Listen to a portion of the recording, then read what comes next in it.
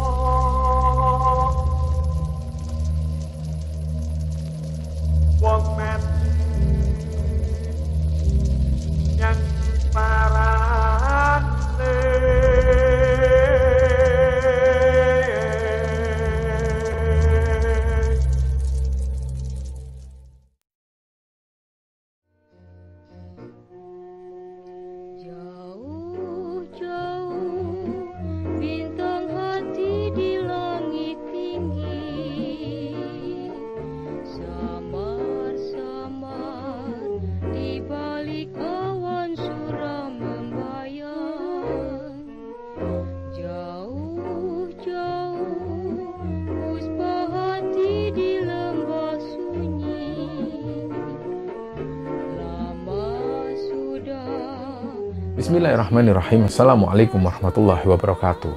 Sobat Gemara Sunyi dimanapun berada, pada kesempatan kali ini kami akan membagikan kisah yang dikirim oleh Sobat Gemara yang bernama Ahmad. Dan sebelum kita masuk ke ceritanya, untuk teman-teman yang nonton tayangan ini dan belum subscribe, jangan lupa untuk subscribe lebih dulu agar channel Gemara Sunyi ini lebih berkembang lagi dan kami lebih bersemangat lagi dalam membuat konten-konten terbaru di Gemara Sunyi. Dan untuk teman-teman yang telah mendukung kami sejauh ini, kami mengucapkan terima kasih banyak. Semoga amal kebaikan teman-teman dibalas kebaikan berlipat oleh Allah Subhanahu wa Ta'ala.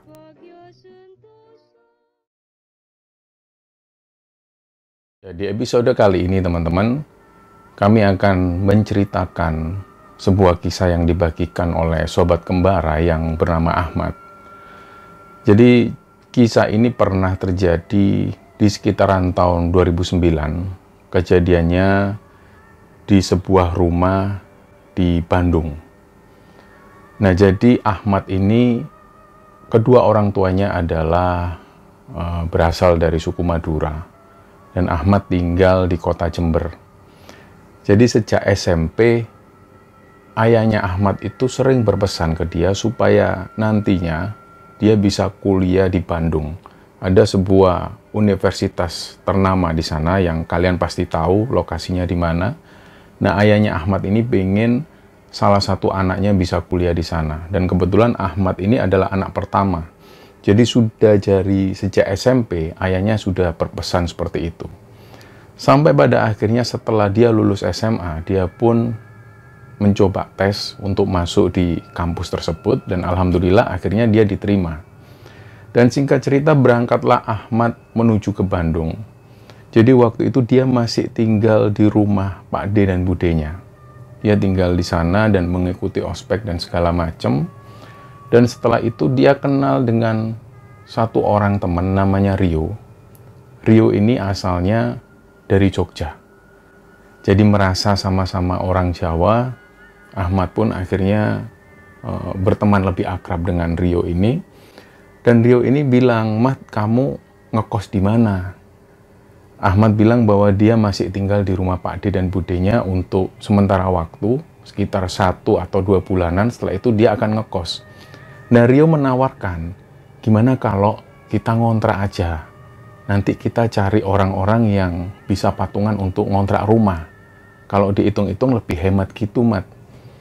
Jadi karena Ahmad juga nantinya akan ngekos, dia pun menyepakati, ya sudahlah, aku ikut kamu aja, kamu yang atur.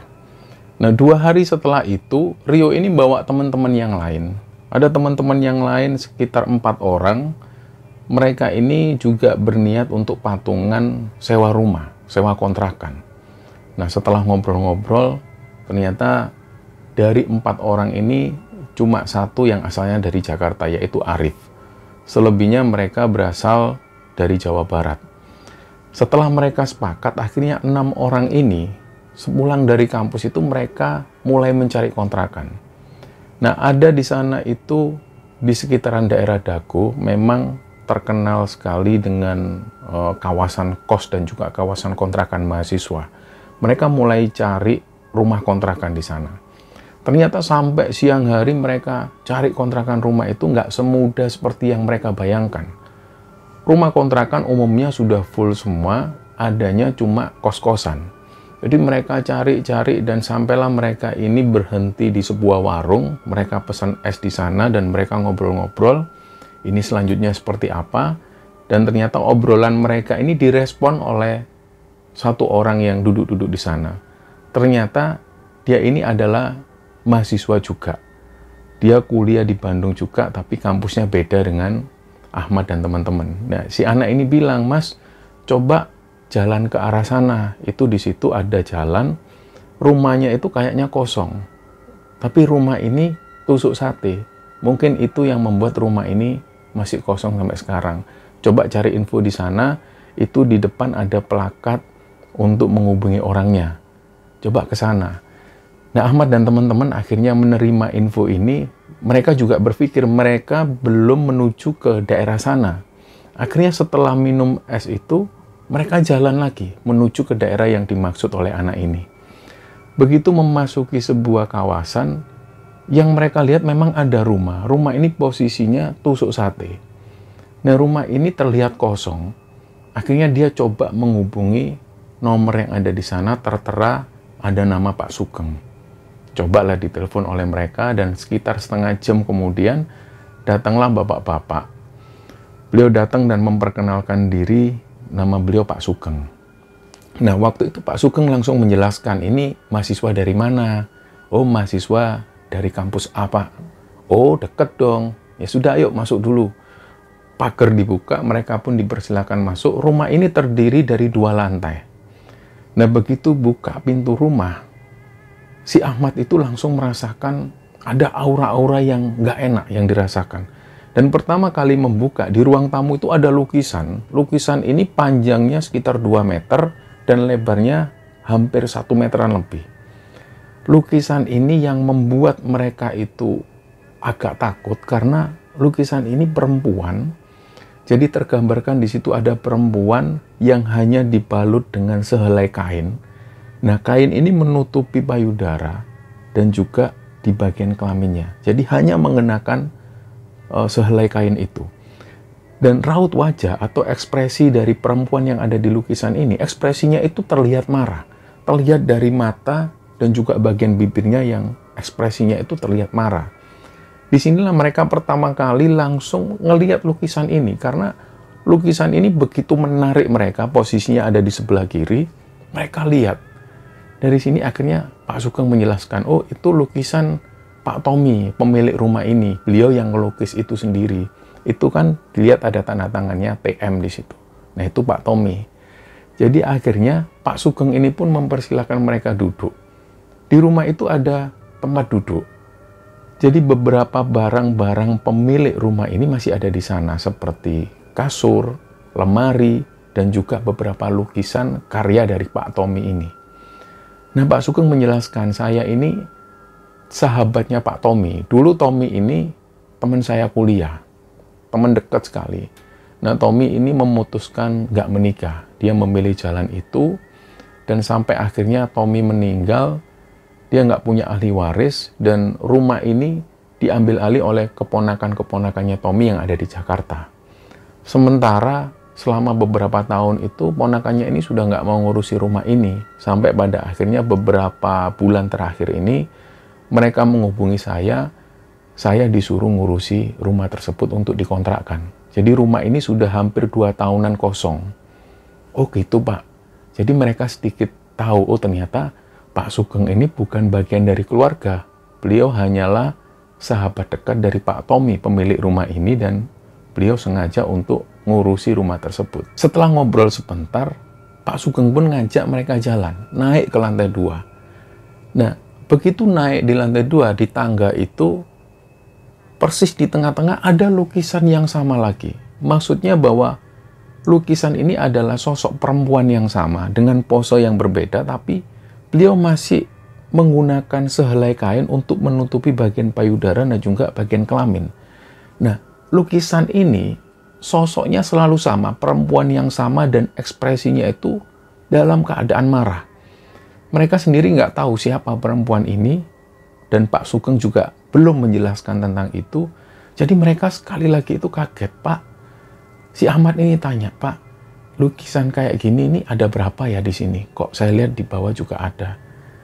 Pak Sugeng jelaskan, oh di kamar bawah itu yang di depan ada 2. Di ruang tamu 1, di bagian tangga ini ada 1, dan di sebelah kamar yang ada di sini ini ada 1 lagi.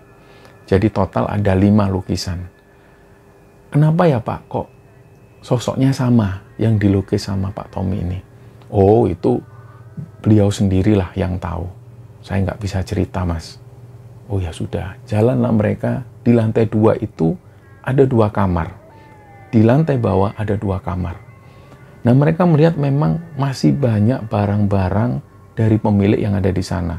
Misalnya, di lantai 2 itu masih ada kursi dan juga meja. Dan di setiap kamar itu masih ada lemari. Pak Sugeng hanya sempat berpesan, di lantai bawah, tepatnya di kamar depan itu ada lemari. Tapi lemari ini posisinya terkunci. Karena menurut keponakan dari Pak Tommy, lemari ini sengaja dikunci karena di dalam itu banyak sekali barang-barang pribadi dari Pak Tommy yang ini memang sengaja dikunci, dan kuncinya dibawa oleh keponakan Pak Tommy yang ada di Jakarta. Jadi untuk lemari yang di lantai 2 mereka bisa gunakan, mereka bisa fungsikan. Setelah mereka melihat situasi, ada beberapa anak ini yang agak nggak setuju untuk ngontrak di sana. Tapi karena 2 orang ini kalah suara dengan 4 orang lainnya, mereka akhirnya sepakat untuk tetap menyewa rumah tersebut.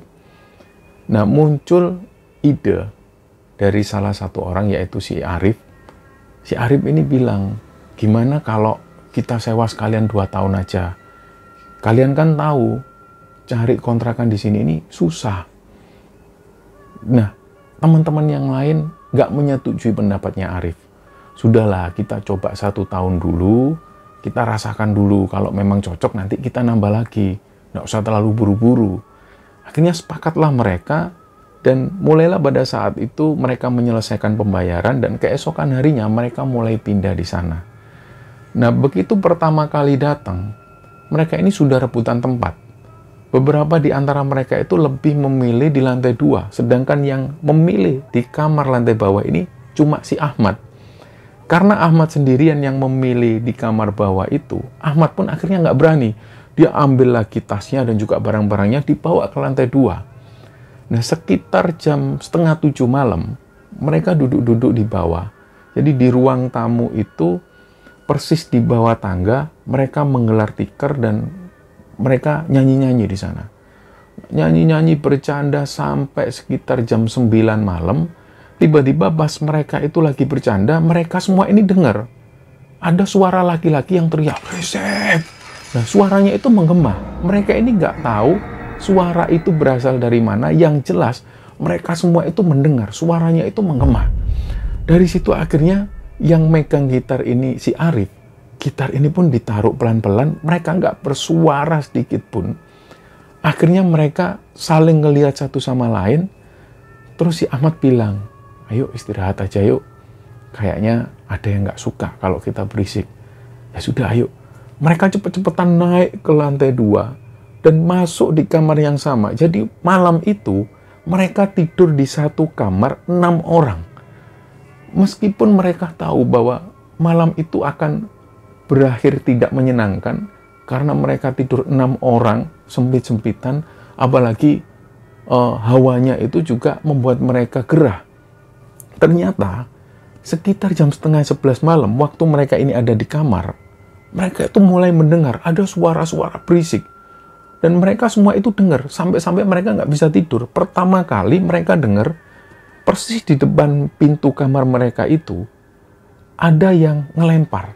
Jadi karena mereka ini umumnya pakai sandal di dalam rumah, pintu itu kayak dilempar sesuatu. Dan mereka dengar, ini kayaknya sandal kita ini ada yang ngelempar. Dak. Mereka diam.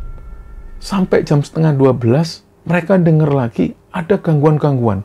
Di bawah, tepatnya di dapur itu, mereka dengar panci-panci itu semua dijatuhkan. Wadah. Dan sampai pada satu ketika jam setengah 1 malam, mereka dengar piring itu dijatuhkan dan sampai pecah. Biar. Itulah yang membuat mereka akhirnya merasa takut, karena nggak mungkin kalau hewan bisa menjatuhkan piring. Karena waktu itu mereka ingat, piring-piring ini diletakkan di rak secara rapi. Kalaupun ada binatang seperti tikus atau kucing, nggak mungkin sampai membuat piring ini jatuh ke lantai. Karena posisi piring ini tertata rapi di rak. Mereka sudah bertanya-tanya.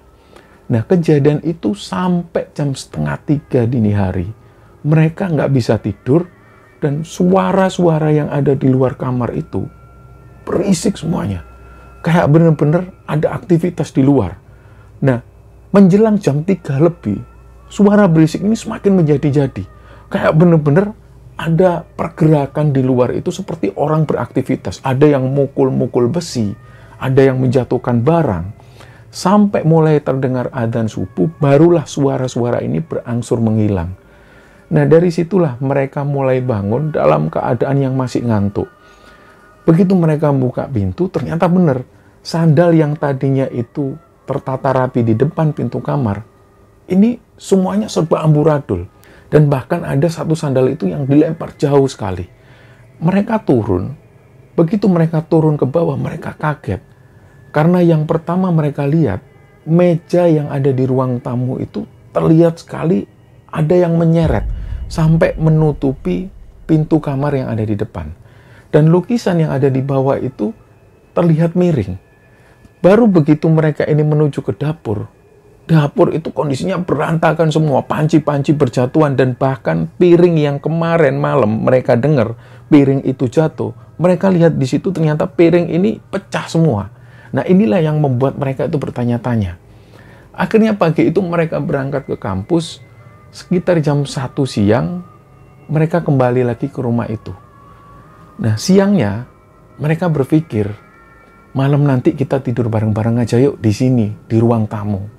Ya sudahlah, untuk mengantisipasi hal-hal yang tidak diinginkan, mereka akhirnya menggelar tikar persis di bawah tangga itu di ruang tamu. Mereka menggelar tikar di sana, dan mereka mulai tiduran.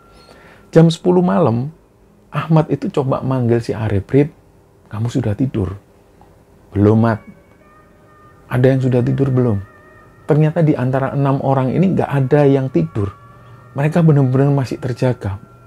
Ahmad ini mengakui, pasti teman-teman ini takut. Nah, dia cobalah tidur lagi. Dan pada saat itu sekitar jam setengah 12 malam, sudah nggak ada suara lagi, mereka sudah tertidur. Ternyata, di sekitaran jam setengah 1 dini hari, Ahmad itu kebangun, jadi dia itu seperti orang yang tindian, seperti orang yang rep-repan. Dia tiba-tiba ngelihat ke arah tangga. Ada perempuan yang turun persis dari atas tangga itu. Nah, perempuan ini tangan sebelah kiri megang gagang tangga itu sambil turun pelan. Nah, Ahmad ini ngelihat, loh, ini kan perempuan yang ada di lukisan itu. Dan persis ekspresinya juga seperti itu, ekspresinya marah. Matanya itu tajam memandang mereka ini yang lagi tidur, dan bibirnya itu tertutup.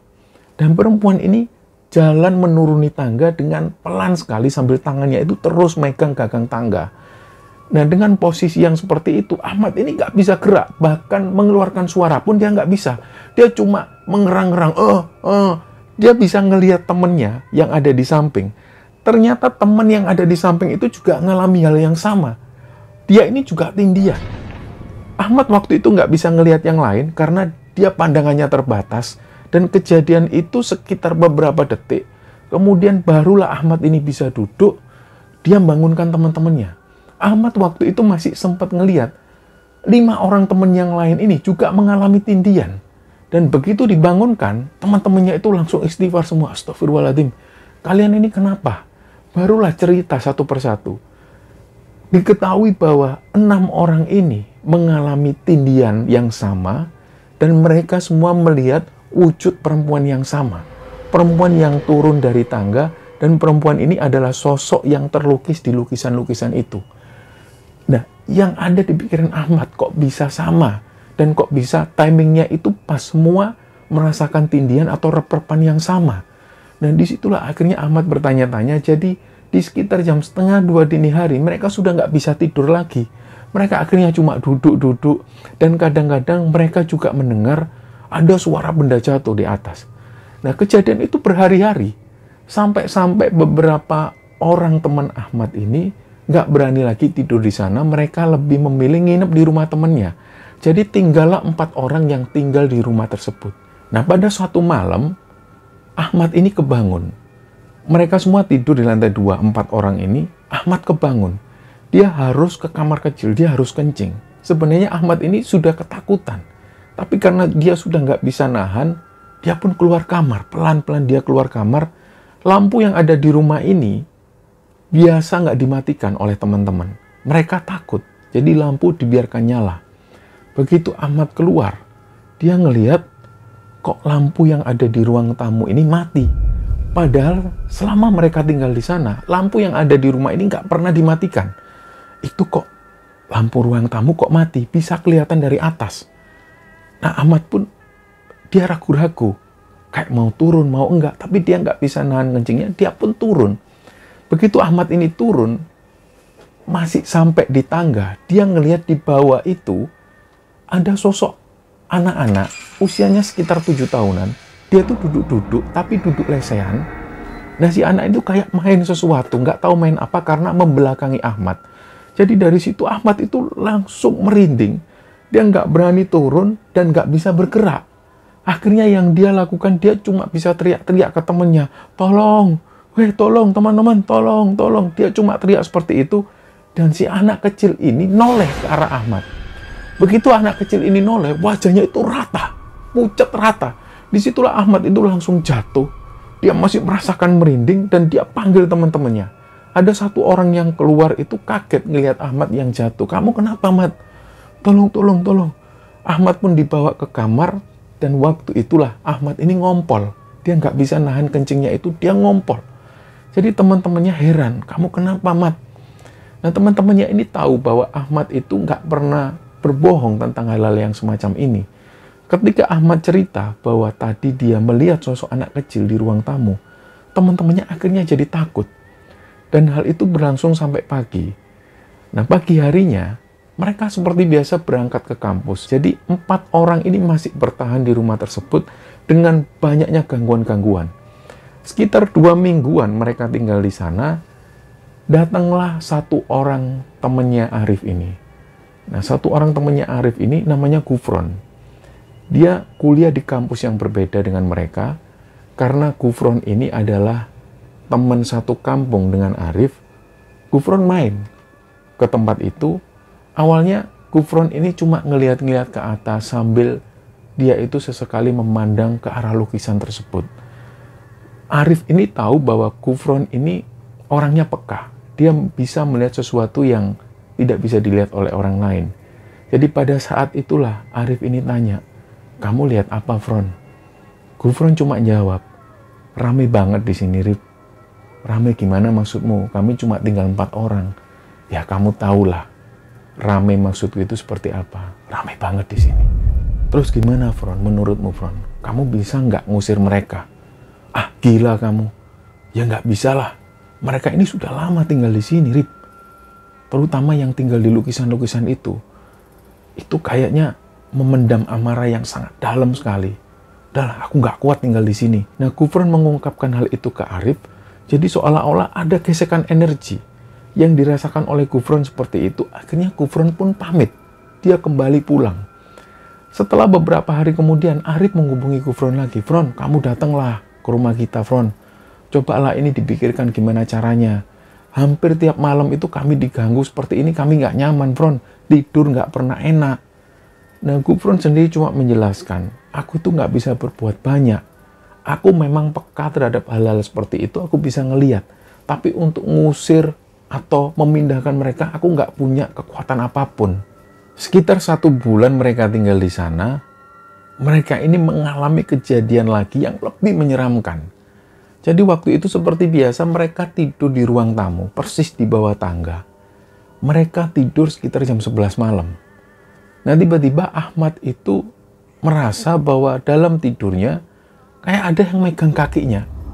Benar-benar dia merasakan ada tangan yang megang kakinya. Dan kejadian itu sekian detik. Sekian detik kemudian kaki Ahmad ini ditarik. Dan dia merasakan badannya itu seperti ketarik ke bawah. Di situ Ahmad ini buka mata. Dia ngelihat nggak ada apa-apa. Nah, Ahmad kembali lagi ke tempatnya. Dia tidur lagi. Dan nggak lama kemudian sekitar setengah jam setelah itu Ahmad dengar salah satu temannya itu teriak, Barulah Ahmad bangun, dibangunkanlah temannya ini. Kenapa? Kamu tindihan lagi. Si temannya ini cerita, aduh Mat, aku didatengin perempuan Mat. Jadi ceritalah si anak ini, pas waktu dia tidur menghadap ke arah atas. Dia tidur, tiba-tiba dia itu merasa kayak ada yang memperhatikan. Jadi tidurnya itu terganggu karena dia merasa kayak ada orang yang memperhatikan di atas. Begitu dia buka mata, di depan itu ada perempuan. Nah, perempuan ini melayang persis di atas si anak ini dan rambutnya itu terurai ke bawah. Nah, ekspresi dari perempuan ini marah, matanya melotot, tapi nggak mengeluarkan sepatah kata pun. Disitulah akhirnya yang membuat dia ini seperti tindihan, seperti diinjak oleh sesuatu dan dia akhirnya mengerang seperti itu. Nah, dengan kejadian-kejadian itu, mereka semua itu sudah nggak kerasan. Tapi mau gimana lagi, mereka sudah bayar untuk 1 tahun penuh. Nah, puncak-puncaknya waktu itu Ahmad dan teman-teman ini tidur seperti biasa. Tiba-tiba mereka semua itu mencium ada aroma wewangian seperti dupa. Inilah yang membuat akhirnya mereka kebangun, mereka carilah, ini siapa yang bakar dupa?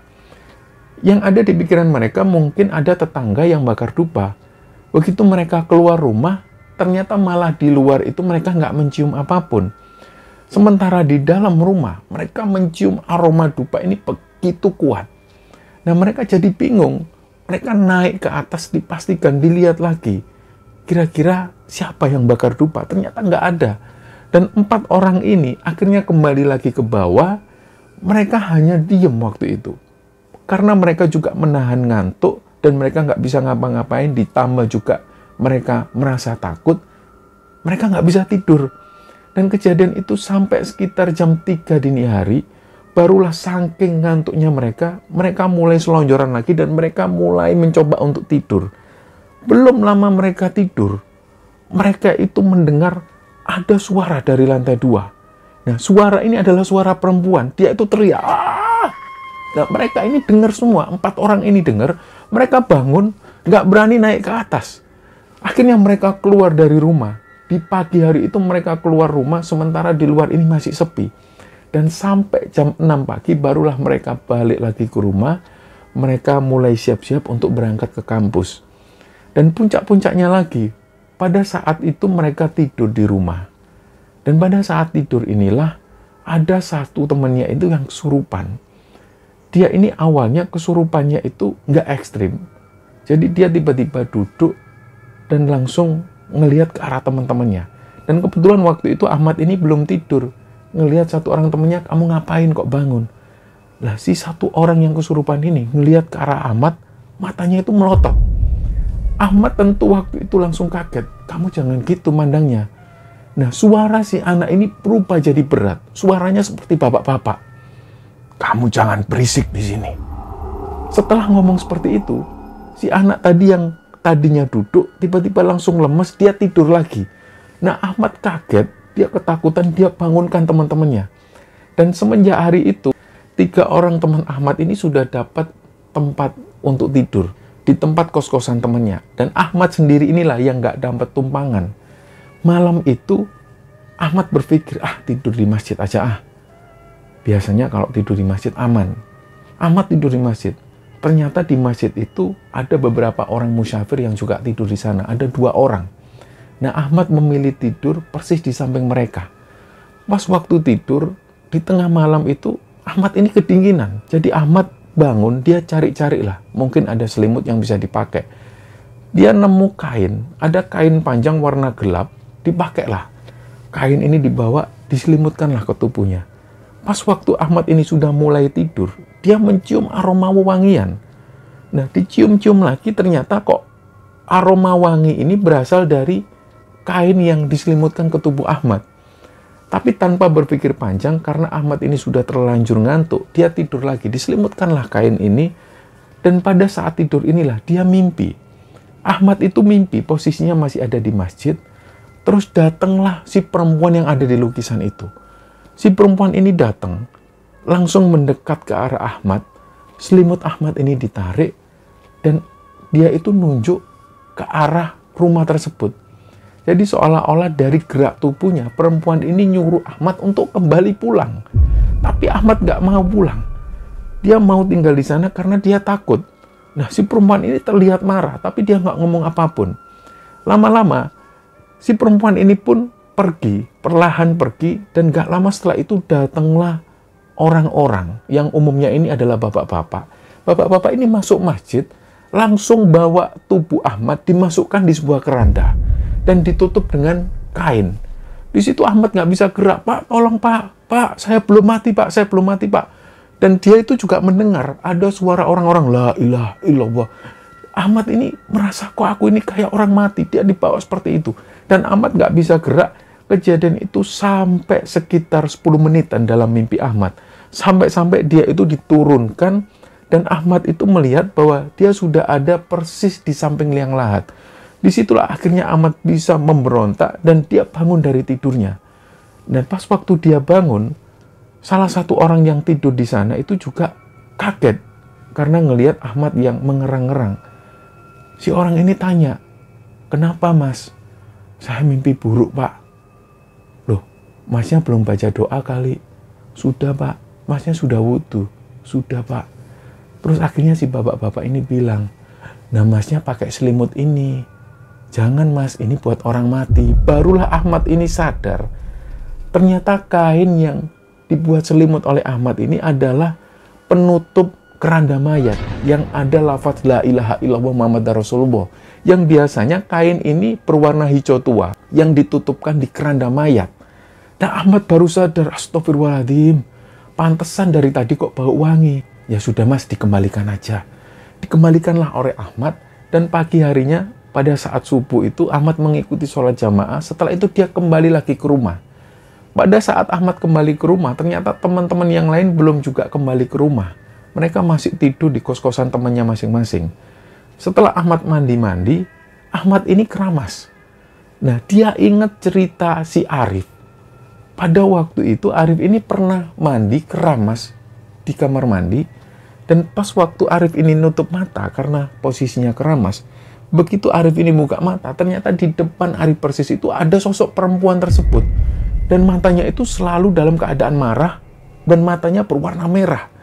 Nah disitulah pas Ahmad ini mandi keramas, dia ingat lagi cerita tentang Arif. Pas waktu Ahmad ini nutup mata, dia ingat dan dia sempat takut. Tapi dia berpikir, ini kan pagi hari, gak mungkin lah ada kejadian seperti itu. Jadi setelah mata Ahmad ini dibasuh, Ahmad buka mata, ternyata persis di depan Ahmad ini ada wajah perempuan tersebut. Dan ekspresinya itu melotot ke arah Ahmad, matanya itu merah. Disitulah akhirnya Ahmad itu berteriak-teriak, dia keluar dari kamar mandi, dan yang bisa dilakukan oleh Ahmad, dia membasuh kepalanya itu di pancuran yang ada di depan rumah. Setelah itu langsung dia berangkat ke kampus. Dan kejadian itu berulang terus sampai berbulan-bulan lamanya, dan sampai-sampai mereka itu sudah biasa mendapat gangguan-gangguan di rumah itu. Dan sekitar 1 tahun lamanya, sudah nggak terhitung berapa banyak gangguan yang mereka alami. Nah, setelah 1 tahun itu mereka sudah pasti nggak melanjutkan kontrak. Mereka lebih memilih untuk memutus kontrak dan mereka tinggal di kos-kosan yang dekat di daerah sana. Nah, setelah mereka tinggal di kos-kosan, mereka ini tinggalnya berpisah, agak berjauhan. Sekitar 8 bulan setelah mereka sudah nggak menempati rumah itu, di hari Minggu, Ahmad ini keluar sepedaan. Dia bersepeda berkeliling kota Bandung dan sampai akhirnya dia berhenti di satu titik. Banyak sekali orang-orang yang juga berhenti di sana untuk istirahat dan umumnya mereka juga bersepeda. Dan pada saat Ahmad ini makan sesuatu di sana, dia disapa oleh seseorang, "Mas." Nah, ternyata dia ketemu Pak Sugeng. "Loh, Pak Sugeng ya?" "Iya Mas, masih ingat saya?" "Ingat Pak." Mereka pun ngobrol. Awalnya mereka membicarakan hobi bersepeda mereka. Sampai pada akhirnya Ahmad penasaran. Dia tanya tentang rumah itu. "Gimana Pak? Rumahnya sudah ada yang ngontrak lagi?" "Belum itu Mas, setelah Mas dan teman-temannya keluar dari sana, belum ada lagi yang ngontrak." "Oh gitu ya Pak?" "Iya Mas, ya gitulah Mas, kondisinya seperti itu. Mas pasti tahulah." "Iya Pak, jujur aja ya Pak, saya dan teman-teman itu sering diganggu di sana." "Loh kok nggak pernah cerita?" "Ya mau gimana lagi Pak, mau cerita bagaimanapun juga kami sudah terlanjur ngontrak di sana 1 tahun. Nah, dari sini Pak Sugeng itu langsung tiba-tiba bercerita. "Gini loh Mas, sebenarnya Mas, saya itu dulu temennya Tommy di masa-masa kuliah itu. Tahun 80-an saya kuliah di kampus yang sama kayak kampusnya Mas itu. Saya kuliah dan saya bersahabat dengan Tommy. Tommy itu anak orang yang mampu, anak orang kaya lah. Dia hobinya ngelukis. Dan dia ini memang tergolong orang yang aneh. Jadi Pak Sugeng ini saksi mata. Pada waktu itu mereka berangkat bareng menuju ke kampus dan tiba-tiba ada seorang perempuan yang sama-sama mahasiswa, tapi kampus yang berbeda. Si perempuan ini sepertinya mau menuju ke kampusnya. Begitu ngelihat si perempuan ini, Tommy bilang ke Sugeng, "Geng, kamu berangkat dulu. Aku mau ngikutin si cewek itu." "Loh, gimana sih Tom? Ngapain kamu ikutin?" "Sudahlah, aku pengen tahu dia kuliah di mana." Diikutilah si perempuan ini, dia naik angkot yang sama. Sampai tiba di suatu kampus, barulah Tommy ini tahu. Ternyata cewek ini kuliah di kampus ini. Setelah itu Tommy pun pulang lagi. Dia menuju ke kampusnya untuk kuliah. Dia ceritakan hal ini ke Sugeng. Dan Sugeng itu juga heran. "Kamu itu ngikutin cewek hanya pengen tahu di mana kampusnya. Aneh kamu itu Tom. Kenapa kamu nggak kenalan?" "Sudahlah, tenang aja, kita ikuti pelan-pelan." Nah, beberapa hari kemudian, pas waktu mereka ini pulang kuliah, Sugeng dan Tommy ngelihat lagi perempuan ini. Kebetulan perempuan ini juga lagi nunggu angkot. Dan Tommy ngomong lagi ke Sugeng, "Geng, kamu pulang sendiri ya, aku mau ngikutin perempuan itu." "Ah, kamu itu biasa." Ya sudah, Tommy akhirnya ngikuti si perempuan ini. Dia naik angkot yang sama, hanya kepingin tahu di mana rumah si perempuan ini. Sekitar beberapa jam kemudian, Tommy menemui Sugeng. "Gimana? Sudah dapat rumahnya? Kamu sudah tahu?" "Sudah Geng, aku sudah tahu rumahnya." Nah, hal seperti ini dilakukan Tommy berulang-ulang. Kadang 2 hari sekali dia ketemu perempuan ini, Tommy ngikutin menuju ke rumahnya. Dan hal itu berlangsung sampai sekitar 2 bulanan. Sementara dalam jangka waktu 2 bulan itu, Tommy masih belum tahu nama si perempuan ini. Sampai pada akhirnya, Tommy pun memberanikan diri. Pada satu kesempatan, dia berada di angkot yang sama. Tommy langsung memberanikan diri untuk kenalan dengan si perempuan ini. Nah, perempuan ini namanya Ajeng. Setelah berkenalan dengan Ajeng, Tommy pun menjadi intens. Dia sering ketemuan dengan Ajeng. Pada suatu ketika, Sugeng ini juga sering diajak pada saat Tommy ketemuan dengan Ajeng. Dari sini Sugeng menyimpulkan bahwa Ajeng itu orangnya sepertinya menganggap Tommy ini biasa-biasa aja. Menganggap Tommy hanya teman biasa. Tapi Tommy itu berharap lebih. Tommy berharap bahwa Ajeng ini suatu saat bisa menjadi istrinya. Ternyata cinta Tommy itu bertepuk sebelah tangan. Ajeng ini sama sekali nggak menaruh perasaan pada Tommy. Dan hal itu sampai berlangsung lama. Meskipun Tommy berusaha untuk mendapatkan hati Ajeng, Ajeng tetap bersikukuh dia nggak mau menerima cintanya Tommy. Dan dari situlah Sugeng sempat bilang ke Tommy, "Sudahlah Tom, cari cewek yang lain aja. Kayak di Bandung ini nggak ada cewek cantik yang melebihi Ajeng aja." Tapi Tommy tetap nggak mau. Bahkan Tommy ini sempat sesumbar. "Kalau aku nggak bisa mendapatkan Ajeng, jangan panggil Tommy. Dan kalau sampai Ajeng ini nggak bisa jadi istriku, aku nggak akan menikah seumur hidupku." Ternyata hal ini terbukti. Setelah lulus kuliah, Ajeng ini menikah dan Tommy ini sempat diundang. Tapi Tommy nggak datang ke pernikahan Ajeng dan dari situlah Tommy ini menjadi orang yang pendiam. Sampai pada akhirnya Sugeng pun jarang ketemu dengan Tommy karena Tommy nggak mau ditemui oleh siapapun. Dia hanya menghabiskan waktu melukis di rumahnya. Nah, dari situlah akhirnya Sugeng tahu bahwa Tommy ini terlihat sekali kalau dia patah hati dengan pernikahan Ajeng. Nah, suatu ketika setelah beberapa bulan Sugeng nggak ketemu dengan Tommy, Sugeng bertemu dengan Tommy di satu tempat. Dan dia tanya kabarnya Tommy. Tommy bilang kabarnya baik-baik saja dan dia lagi ada keperluan. Dia meminta tolong ke Sugeng untuk diantarkan ke Garut. Awalnya Sugeng nggak tahu apa yang mau dilakukan Tommy ke Garut. Jadi pada satu ketika Sugeng pun mengantarkan Tommy menuju ke Garut. Ternyata disinilah Sugeng diajak Tommy menuju ke rumah seorang bapak-bapak. Belakangan barulah Sugeng tahu bahwa bapak-bapak ini adalah seorang paranormal dan di sini Tommy ini berniat mau mencelakai seseorang. Tapi Sugeng sendiri nggak tahu karena Tommy masuk ke sebuah ruangan bersama bapak-bapak tersebut. Sepulangnya dari sana, Sugeng tanya, "Tom, yang mau kamu celakai ini siapa? Kamu punya dendam apa sama orang ini?" Tommy diem. Ketika sampai di Bandung, barulah Tommy jujur ke Sugeng bahwa orang yang mau dicelakai ini adalah Ajeng. Tommy masih menyimpan dendam, dia masih marah dan jengkel kepada Ajeng. Dan dari situlah Tommy berniat untuk mencelakai Ajeng dengan cara mengirimkan santet. Tentu waktu itu Sugeng ini nggak terima. Tak pikir kamu itu sudah melupakan Ajeng. Tak pikir kamu sudah melupakan masa lalu itu. Ternyata kamu masih menyimpan dendam. Di situ Sugeng ini juga nggak habis pikir. Dan begitu sampai di rumah Tommy, Sugeng itu juga kaget. Ternyata Tommy ini melukis sosok Ajeng. Dan pada saat itu Ajeng ini hanya dibungkus dengan sehelai kain yang menutupi payudara dan juga bagian kelaminnya.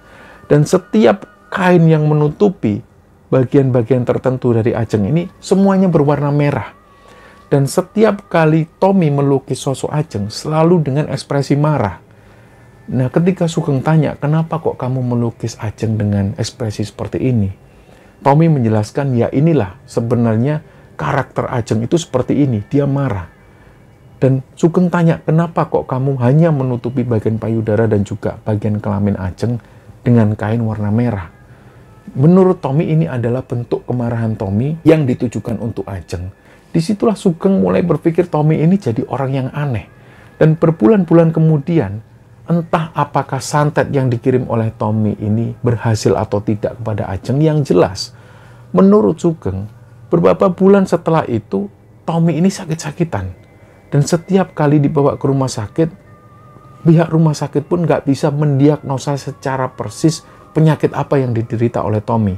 Sampai pada akhirnya, keluarga Tommy yang ada di Jakarta itu memutuskan untuk membawa Tommy ke Jakarta untuk berobat ke sana, supaya Tommy ini bisa dimonitor. Dan beberapa bulan setelah tinggal di Jakarta, Sugeng mendapat kabar bahwa Tommy ini meninggal di sana. Nah, setelah itulah keluarga dari Tommy, terutama keponakan-keponakannya Tommy ini, menyerahkan rumah tersebut untuk diurus Pak Sugeng. Nah, cerita-cerita inilah yang akhirnya diterima oleh Ahmad. Ahmad sendiri mulai menghubung-hubungkan kejadian yang pernah dialami Ahmad dan teman-temannya pada saat ada di rumah itu. Ternyata rumah ini penuh dendam, penuh kemarahan. Dan entah apakah santet ini bereaksi kepada Ajeng atau enggak, Pak Sugeng sendiri nggak tahu. Karena pada waktu itu Pak Sugeng nggak lagi mendengar kabar tentang Ajeng. Dan setelah mendengar cerita dari Pak Sugeng inilah, akhirnya Ahmad pun pamit. Setelah itu dia langsung cerita ke teman-temannya tentang sejarah rumah ini. Nah, teman-temannya itu merasa senang juga bisa lepas dari rumah itu. Dan mereka berpikir, setelah mereka keluar dari rumah ini tetap dibiarkan kosong.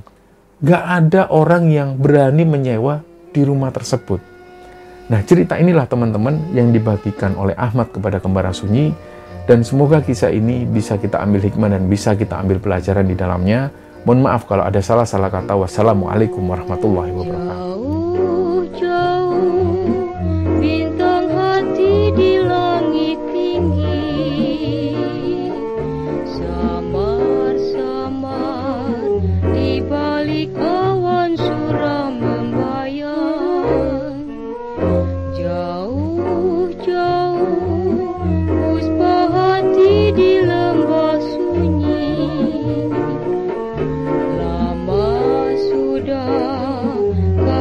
kita jumpa sayang.